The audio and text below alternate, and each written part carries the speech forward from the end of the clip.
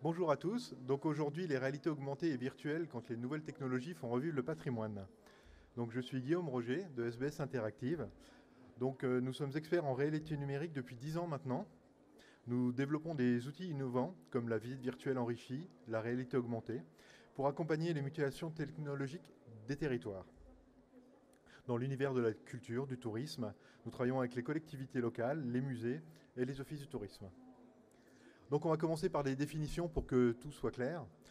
Donc les définitions de ce qu'est la réalité augmentée et la réalité virtuelle. Et puis on va passer à des cas d'usage. Donc le cas d'usage, c'est redécouvrir un patrimoine disparu grâce à la réalité augmentée.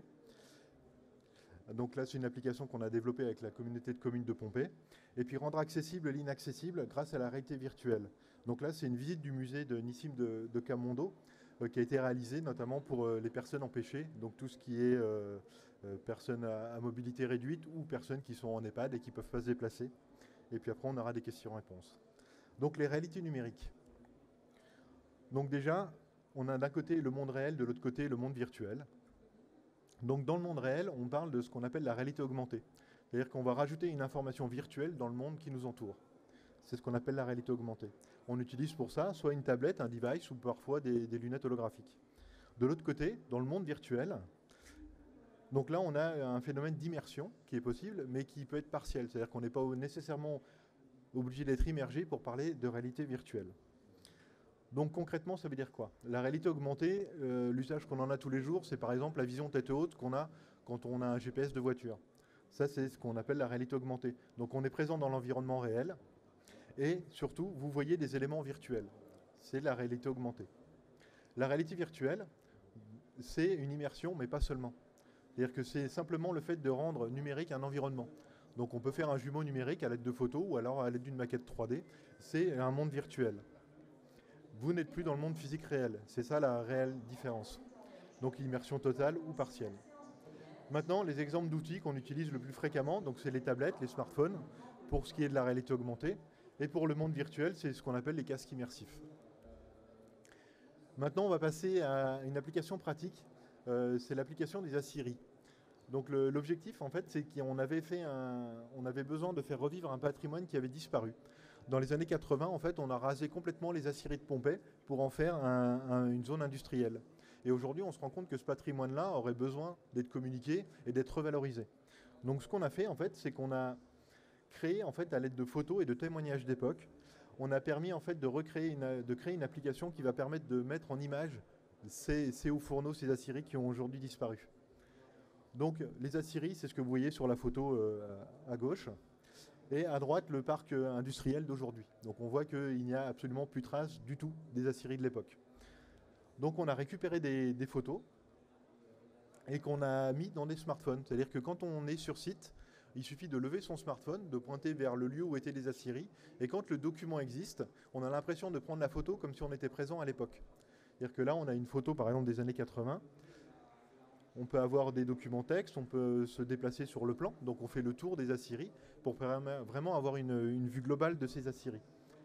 L'objectif, dans un premier temps, c'était d'enrichir, donc de récupérer des photos, des éléments d'époque des aciéries, de proposer un parcours, donc se dire, bah voilà, les photos ont été prises de tel point de vue, et du coup d'en déduire un parcours, donc on peut faire à pied ou à vélo, et de mettre tout ça, donc de le digitaliser et de le mettre accessible à tout le monde via une application mobile. Donc là, on a ici le plan. Tous les carrés marrons que l'on voit, c'est des endroits où on a récupéré des documents et que qu'on peut voir en réalité augmentée. Donc on a ici des exemples de photos donc, qui ont été prises à l'époque. Et là, si vous êtes sur le lieu où a été prise cette photo, eh ben, vous voyez exactement ce qui se passait à cet endroit-là, à l'époque-là. Donc c'est là où c'est une vraie révolution. C'est-à-dire que l'objectif pour nous, c'était de non seulement d'afficher la photo, mais en plus de la géolocaliser sur le lieu, de façon à ce qu'on puisse vraiment avoir une vie réelle de l'époque. Donc voilà une petite vidéo qu'on a préparée pour présenter cette application. Donc elle dure une petite minute.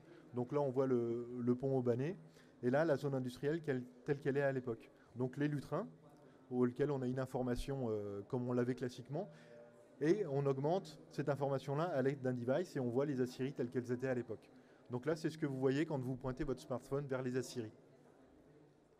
Donc c'est un parcours qui se fait en vélo, qui peut se faire à pied. Et à chaque fois qu'on s'approche d'un lutrin, on a un contenu multimédia qui apparaît via l'application smartphone. Donc là, on a un document audio. On peut avoir aussi un document visuel. Donc là, on voit comment se déplacer sur le plan avec toutes les informations qui sont contenues dans l'application. C'est-à-dire qu'on a mixé les technologies. Ce n'est pas simplement une application d'OERA où on a juste quelques photos, c'est vraiment un parcours complet avec toute l'information que l'on a sur ces hauts fourneaux et qui sont intéressants de faire revivre. Donc ça, c'est une application qui est disponible sur les stores, donc vous pouvez la télécharger assez facilement si vous voulez la tester. Deuxième chose, et qui est importante aussi, c'est que dans les technologies, donc on avait la réalité augmentée, dont vous venez de voir un cas d'usage, et maintenant en réalité virtuelle. Donc là, on avait fait une visite virtuelle documentée du musée. Donc c'était dans le cadre d'un mécénat de compétences pour le musée des arts décoratifs de Paris. Donc là, on a numérisé les pièces du musée. On les a rendues accessibles, et ce qui permet en fait à des personnes qui n'ont pas l'opportunité de se déplacer, donc je pense à des personnes qui sont dans des EHPAD, à des personnes qui sont en fauteuil roulant. Là, on est sur un bâtiment historique qui n'est pas forcément adapté pour que quelqu'un en fauteuil puisse visiter toutes les pièces.